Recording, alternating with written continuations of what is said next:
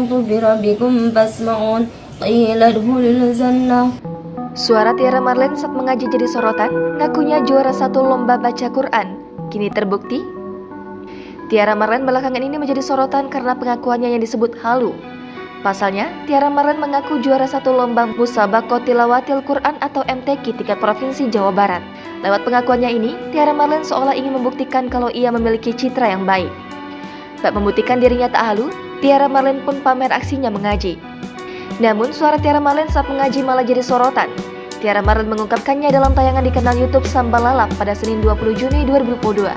Bahkan sosok Gubernur Jawa Barat Ridwan Kamil diakui Tiara Marlene menjadi saksi keberhasilannya. Keberhasilannya itu pun disebutkan Tiara Marlene selalu diingat hingga kini. Namun Tiara Marlene menyebut jika Ridwan Kamil mungkin sudah lupa. Sontak, pengakuan Tiara Marlene ini jadi perbincangan di kalangan warganet. Banyak yang menyebut ucapan Tiara Marlene ini bohong dan cuma halu. Tak terima disebut bohong, Tiara Marlene pun pamerkan aksinya saat mengaji Al-Quran. Ketika itu, Tiara Marlene sedang memegang buku Yasin bergambar foto almarhumah Vanessa Angel. Wanita berusia 32 tahun tersebut rupanya hendak mengaji di hari ke-1000 wafatnya Vanessa Angel. Kemudian, Tiara Marlene pun melantunkan ayat-ayat suci Al-Quran yakni surat Yasin.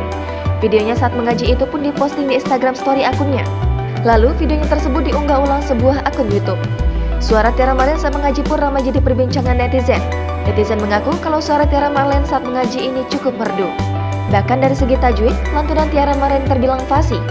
Akan tetapi, netizen merasa sayang kalau kini suara Tiara Marlene lebih banyak digunakan untuk gibah. Jangan lupa subscribe, share, komen, dan like ya!